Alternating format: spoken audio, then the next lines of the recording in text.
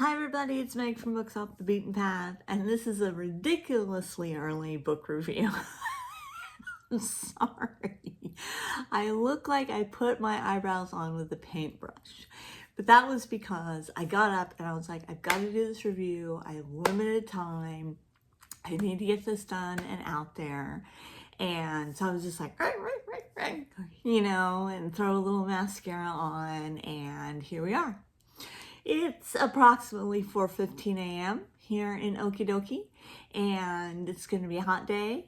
And let's say I've got a sink full of dishes to do, I've got laundry to do, I've got church, I want to do some sewing. So, busy day. But let's get with the book review. You guys don't need a list of my day. Let's get with the book review. Oh, haven't had a shower yet. Okay, so the last book that I read, what we're reviewing today, is Josephine Tey's The Daughter of Time.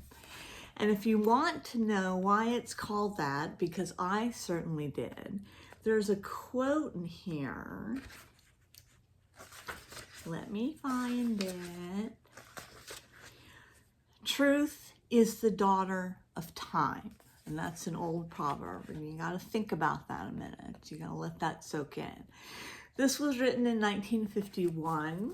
Josephine Tey, a very well-known mystery writer, and this one was really good. I gave it 4 stars. I almost gave it a 5, but then I was like, yeah, it's not quite 5 material. So let me set it up for you. In this one, we've got Inspector Grant. And Inspector Grant has, I guess, broken his leg. I don't remember exactly what, but he has been put on, he's in the hospital. And we've only got 5 characters that we've got to remember. We've got to remember Inspector Grant, Rhett, Marta, the midget, and the Amazon. And the midget and the Amazon are his pet names for his nurses, because one of them is very short and one of them is very tall. Which I guess is a little bit, demeaning in this day and age, but it was written in 1951, and so you have to, when you read vintage, you have to kind of go along with what's happening at the time. Anyway, so Grant is laid up, and he's very frustrated because he's a very intelligent man, and he's bored to tears in the hospital, just absolutely bored to tears.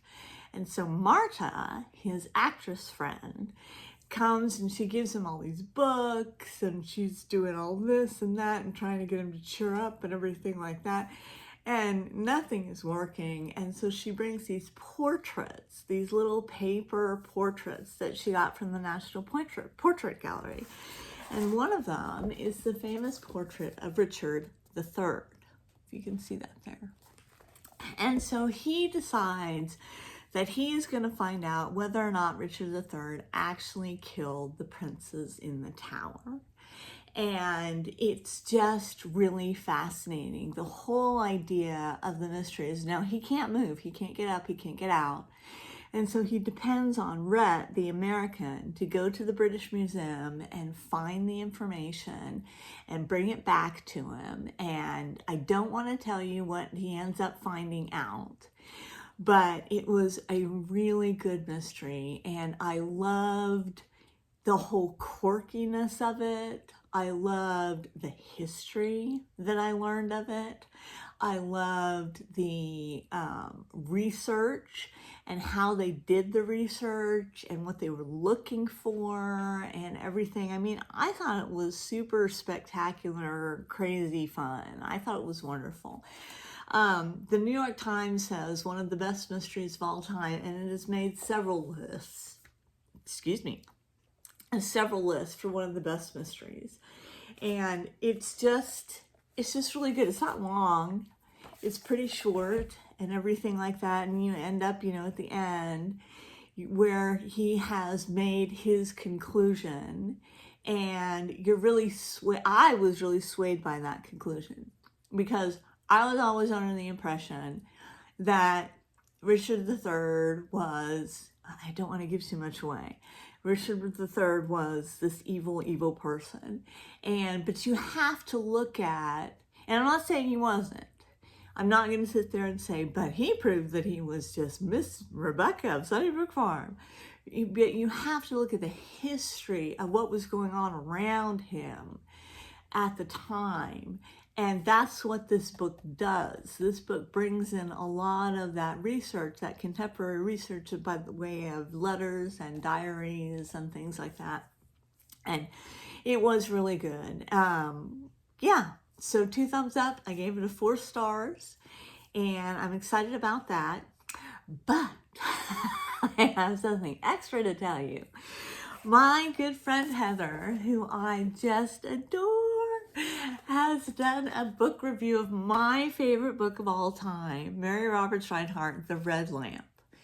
And I just love this book, and I have reread it so many times, and she got it on Kindle and she read it and did a review of it, and I'm going to link it in my description, because if I can get more people to read Mary Roberts Rinehart, I will have a life well lived.